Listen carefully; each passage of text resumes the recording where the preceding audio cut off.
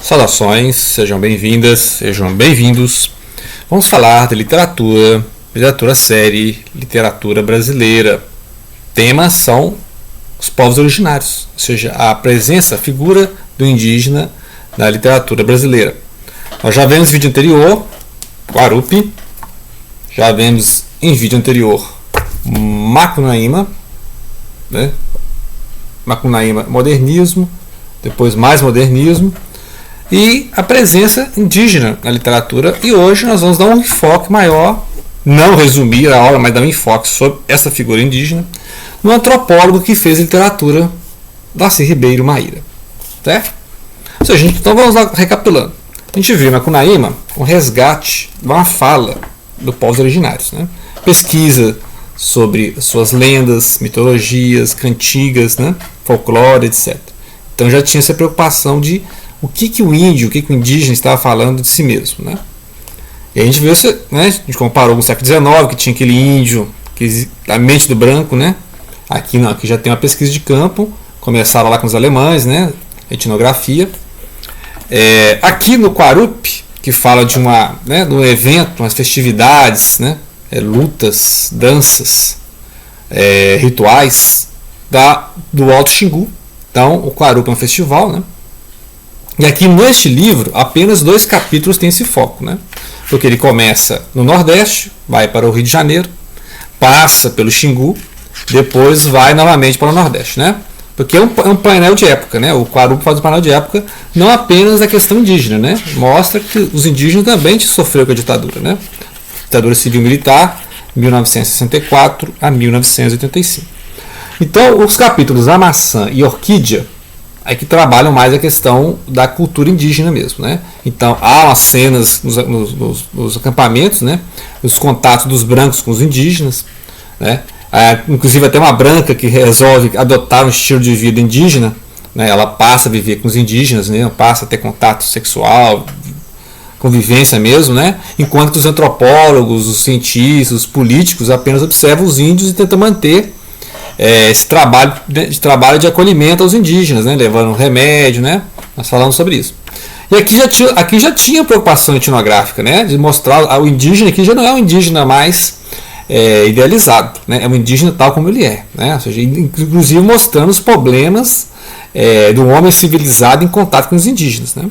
Doença que o homem civilizado levou, as condições precárias que os índios viviam, né? E aí tem essa questão de o problema do Brasil é o remédio, então vamos levar remédio, né? Então, ou seja, só um assistencialismo. A civilização branca europeia só tem um assistencialismo para levar até os indígenas, é isso? Né? Então ele debate isso. Então já tem aqui o início, né? A etnografia, como se organizam a vida sexual dos indígenas, as famílias, né? Tudo válido? Não, tem toda uma hierarquia, né? Aqueles índios que trabalham a questão mais de guerra, de caça, de pesca, né?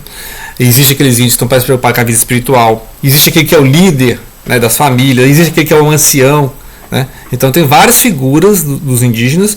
Agora a questão é que os indígenas não têm estado, né? Não tem uma hierarquia estatal. Os indígenas, inclusive como são várias tribos, cada um tem a sua cultura, né? São várias nações indígenas, então não se tem um estado indígena, né? Eles são descontínuos entre si e muitas vezes ao longo da história entraram em guerra entre eles, né?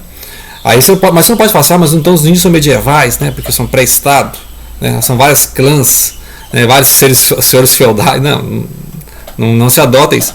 A questão é possível viver sem estado, que é a cultura indígena. Ela vive plenamente com a natureza, não pensa em explorar a natureza no sentido que o civilizado europeu faz, né? Vamos explorar a natureza, né? Então é isso que ele mostra aqui, ou seja, o contraponto com essa civilização branca. Inclusive o padre Nando tem essa preocupação de fazer um regime de esquerda comunista com os índios, e diz que na antiguidade os povos das missões já tinham essa preocupação dos jesuítas em fazer uma cultura coletivista, né? Ou seja, então seria um comunismo primitivo com os indígenas, uma outra forma de civilização que não deixaram acontecer no Brasil. Então ele se sente ressentido por isso. E aí o padre Nando aqui vai para a luta de esquerda mesmo, a luta socialista, comunista, né?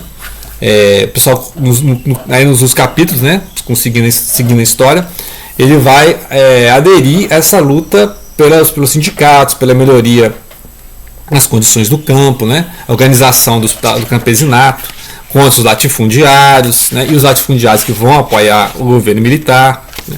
Então é já a parte final do livro. Então eu basicamente, ao ler o livro, separei em 3 partes, né? O ossuário éter, que é uma introdução. Aí o núcleo da história vai ser a orquídea, vai ser a maçã e a orquídea, que é, ou seja, o Alto Xingu. E depois no final a palavra praia e o mundo de Francisca, né? Que aí já é a terceira parte em que ele volta ao Nordeste, ele volta ao início, né? Aquela sinfonia assim que você vai no início, aí volta ao início, né? E ela acaba onde começou, né? Tem esse andamento musical. Então o ossuário éter dá uma introdução ao assunto, o que nós estamos falando, né?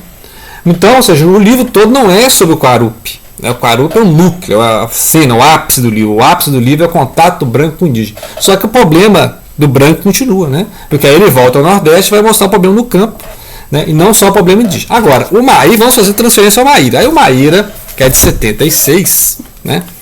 Vai trabalhar o núcleo da história, tudo na história, e gira em torno dos indígenas, né? Os povos originários. Claro que tem várias histórias que vão se combinando, né? Tem a questão de um crime que acontece, tem alguém investigando o crime, né? Então são vários enredos entrelaçados. Tem o jovem indígena que foi estudar no seminário com os brancos, e, né, para ser um missionário, volta para a tribo, mas ele não consegue mais se identificar com a tribo, né? Então tem essa questão. Então é interessante, né? A mulher branca que vai para o meio indígena, que está aqui, né, na Rússia, né, aqui no Quarupi, que ela vai lá, passa a viver com os indígenas e tal. E aqui no Maíra também tem uma branca que aí ela vai viver com os indígenas, e essa morte é que vai ser um guia aqui da investigação. E vai ter a história desse missionário e tal. Agora, o interessante é que o Otacílio Ribeiro já deu um super grau, né, em relação ao Macunaíma, em relação ao Quarupi, já deu um grau aqui, porque aqui é um antropólogo mesmo. Então, aqui ele vai explicar muita coisa que eu não entendi nos outros, né? E aqui ele já vai explicar, né? Livro dedicado ao caso do Monte de Andrade, né? Olha essas ilustrações, né? Nosso livro é outro livro aqui, nós já estamos. O livro melhor que esse é o próprio indígena escrevendo, que nós temos hoje em dia, né? A partir dos anos 90, nós temos os próprios professores indígenas produzindo literatura, né? Então aí aqui, o máximo que o homem branco consegue entender de um indígena é esse livro aqui, tá? Máximo. Agora, é melhor que esse aqui, é só o próprio indígena escrevendo, né? Que é o que nós temos o prazer de ter hoje em dia, os próprios povos originários produzindo literatura, né? Eu já falei em outros vídeos aí, sensacional de viver nessa geração em que nós temos acesso aos próprios indígenas contando as suas histórias. Não é mais europeu fantasiando, não, é o próprio indígena produzindo a arte, cultura, literatura, né? Mas aqui nós estamos falando do nome branco ainda, né? Então nós estamos falando do nome branco, né? Para você ver, falando da cultura indígena, né? E aqui, ó, tem você ver, um mapinha como se organiza as aldeias, né? Tem toda uma disposição das famílias, né? Os contatos sexuais entre as famílias, os casamentos. Então não é uma coisa jogada assim, não, entendeu? Tem toda uma anarquia, todo o controle, sem precisar do Estado, né? Você tem a tradição, vocês têm a tradição que mantém, né? Aí tem as várias tribos, se identificam com animais, né? Tem os nomes dos animais, os clãs que vão chegando, os tipos de famílias que vão se organizando. Então ele explica tudo aqui, vai explicando aqui os casamentos, né? Você vê, fizeram altos gráficos para entender, porque para entender a história você tem que entender tem todo o nível de quem que pode casar com quem, qual família que casa com quem, né? Aqui você tem as casas, né? As casas em que eles se casam. Você tem toda a mitologia para explicar a relação dessas casas, né? A casa do Carcará, a casa do Jaguar, né? Aqui no caso está falando dos Mairum. Aí você tem os Quatis, os Garças, né? Os Caramujos, aí vai indo. Pacus, Jaguar, então vai mostrando aqui as relações entre eles. E a disposição da obra, né? Maíra é uma disposição como se fosse de uma sinfonia, de uma liturgia, né? São várias partes, né? E aí vai mostrando aqui, ó, os índios aqui. Vai mostrando. Então vai mostrando. Vai na sequência de capítulos que vão alternando. Você tem investigação. Você tem a narração em primeira pessoa do missionário, né, Isaías, que ele foi estudar, né, para ser um líder religioso, né. No entanto, aí ele volta para para sua tribo, para pregar e tal, igual os jesuítas faziam, né? Só que aí ele vai se sentir deslocado, porque ele não é um homem branco, né? Tem cultura de um homem branco, tem erudição de um homem branco, só que os índios têm outra vida, né? Então aí eles não se encaixam mais nessas tradições, né? O importante para o índio não é um título, você é um doutor, você é um seminarista, você é um jesuíta. Não, a questão é, você se encaixa na tradição, você entende o seu lugar na tribo, né? O seu lugar na tribo, qual que é o seu lugar na tribo, né? Então todo mundo tem um lugar ali. E aqui, ao longo de contar essa história, ele vai contando as tradições, né? Todo um trabalho antropológico, né? Vai estudando as cantigas, né? A disposição das tribos. Cada capítulo aqui tem tem disposições tem poesias no meio da prosa, né? Que conta as ilustrações. Deixa eu só ver aqui quem que fez essas ilustrações do Maíra. É o Poti, né? O Poti fez ilustrações para o Grande Sertão Veredas também. Estou vendo aqui o Poti 89. É o Poti que fez ilustrações, né? Acho sensacional. São simples, né? Ilustrações simples. E, né? Ou seja, meu objetivo aqui não é resumir o livro, que é o trabalho que seria resumir um livro desse, né? Mas mostrar como é que ele vai te prendendo na narrativa por nessas várias narrativas alternadas, né? O que aconteceu no crime, como é que essa branca foi viver entre os índios, né? Como é que será a vida deste missionário entre os indígenas, né? E aí e a questão antropológica mesmo, etnológica, né?